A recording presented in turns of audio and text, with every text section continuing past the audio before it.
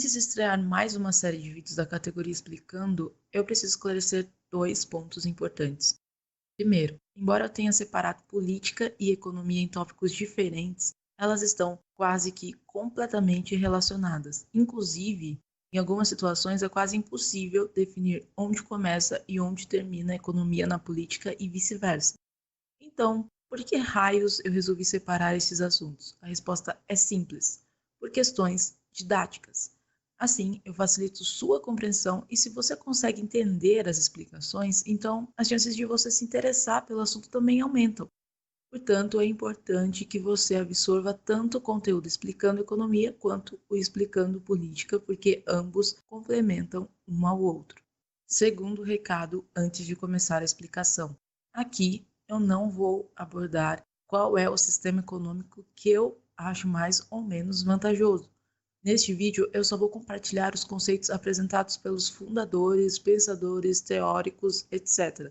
Se funciona na vida real, se é possível pôr em prática, se eu concordo com algum desses sistemas, aí já é outro assunto.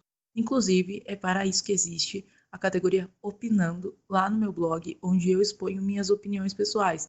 Conhecê-las ou não é uma opção sua, basta acessar o blog e ler. Para gravar esse episódio você deve estar percebendo que eu estou um pouco rouca, mas espero que isso não atrapalhe muito o entendimento. Agora que você já sabe que a política e a economia são ciências complementares e que este é um vídeo explicativo e não opinativo, vamos ao tema. Chamamos de sistema econômico a forma que a economia é organizada. A economia é um campo social que engloba questões sobre propriedade, circulação de mercadorias, divisão de trabalho, finalidade dos bens produzidos, modo de consumo e outros processos de valor material. É de extrema importância frisar que o que gera a economia são as pessoas. Afinal, são elas que produzem, realizam trocas e que também consomem. Portanto, o dinheiro, a cédula, a moeda, como conhecemos hoje, é um meio usado para movimentar as trocas econômicas, não a base das trocas econômicas. A prova disso, inclusive, é a variação do valor dele e como situações políticas e sociais podem afetar a economia. Esclarecidos estes pontos, vamos aos sistemas econômicos mais populares. Levando em conta que o capitalismo nada mais é do que um sistema de trocas, alguns podem considerar que o primeiro indício do capitalismo na sociedade se deu através do feudalismo, onde o senhor feudal cedia uma propriedade de terra a seu vassalo em troca de serviços.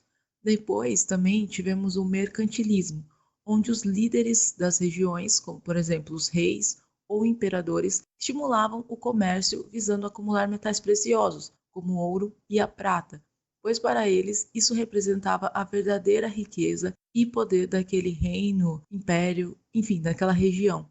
E então aconteceu a Revolução Industrial.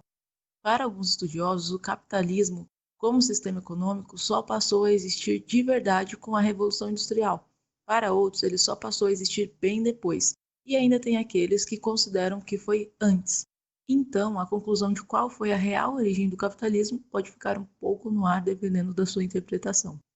No capitalismo, o poder emerge do mercado. Mercado é o local onde as pessoas realizam trocas. Para que as pessoas possam realizar essas trocas, é necessário que o objeto de troca pertença a essa pessoa. Por isso, existe no sistema capitalista a defesa de propriedade privada, que, como as próprias palavras já se explicam, é algo que possui um dono, um proprietário.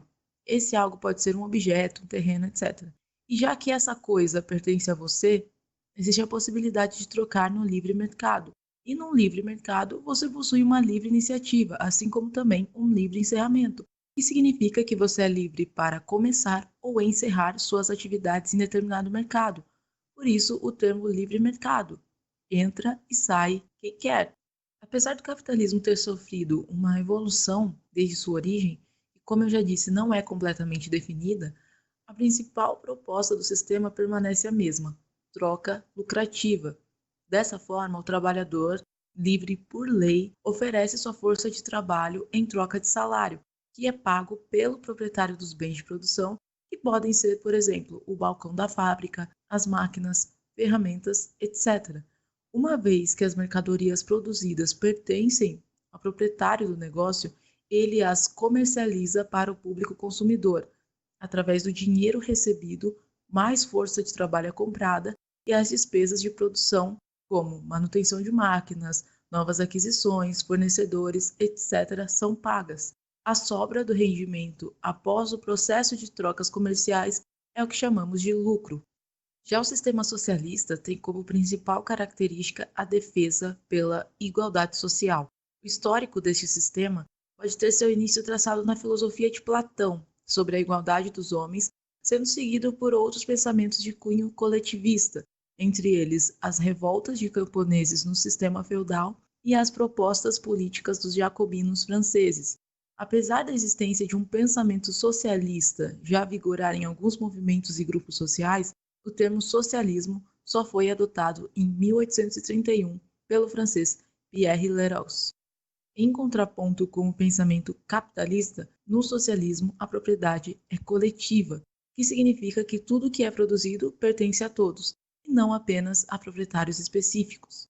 E como ninguém é dono de nada, não é possível existir livre mercado, pois como você pode trocar algo com alguém se nada é seu e tudo é de todos? E além disso, qual é o sentido de trocar coisas que todos têm igual? Mas mesmo assim, as pessoas continuam tendo suas necessidades básicas, como comer e cuidar da saúde. E por este motivo, a função de distribuir os bens e serviços de forma igualitária a todos pertence exclusivamente ao governo. Um adendo em relação ao poder do Estado como principal regulador é que no comunismo, que seria o estágio avançado do socialismo, o Estado deixa de existir. Mas eu só vou falar de comunismo em uma explicação futura, então fique atento. Agora falando sobre social-democracia, eu realmente fiquei em dúvida sobre incluir a definição ou não. Por quê? Porque social-democracia é vista pela maioria mais como uma ideologia política do que um sistema econômico. Porém, uma vez que a gente tem algo muito parecido com a social-democracia em vários países, mesmo que muitos deles não se rotulem assim, eu decidi abordar este assunto. A social-democracia começou como uma revisão do socialismo. Alguns socialistas começaram a questionar a eficiência de lutar pela igualdade na base da revolução, adotando assim uma posição mais moderada do socialismo. Um dos principais líderes do Partido Socialista Reformista que defendia esse socialismo mais moderado foi o Edward Bernstein. Este líder batia de frente com a Rosa Luxemburgo e também era líder de um partido, este que se chamava Socialistas Revolucionários. Quando a Revolução Russa de 1917 acabou, os partidos socialistas foram decaindo.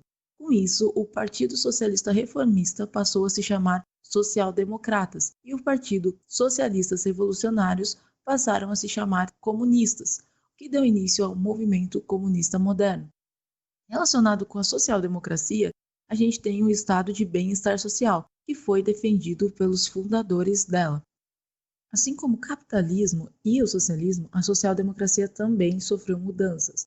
Hoje a gente tem ela como uma mescla do capitalismo com o socialismo, já que ela permite a existência de uma economia de mercado, mas também mantém o Estado como principal responsável por regular tudo, o que não inclui só a economia, mas a ordem social como um todo. Claro que tudo isso feito por um governo eleito pelo povo através da democracia. Social-democracia já foi e continua sendo bastante criticada tanto pelos adeptos do capitalismo quanto do socialismo. Os capitalistas criticam, afirmando que a social-democracia é um socialismo disfarçado, que com a forte intervenção do Estado acaba atrapalhando a economia. E para os socialistas, a social-democracia é uma traição aos interesses do proletariado, ou seja, dos trabalhadores, sendo liderada por burgueses opressores. Se você gostou do vídeo, curte aí, não custa nada. Se você acha que o conteúdo pode ser útil a alguém, compartilhe. Se você tem um interesse além, dá uma olhada na descrição. Dúvidas, só comentar. Para continuar acompanhando as séries da categoria Explicando, que eu sempre lanço aqui, basta se inscrever no canal. E você pode também visitar meu blog, que fica no endereço www.poucodemuito.com.br.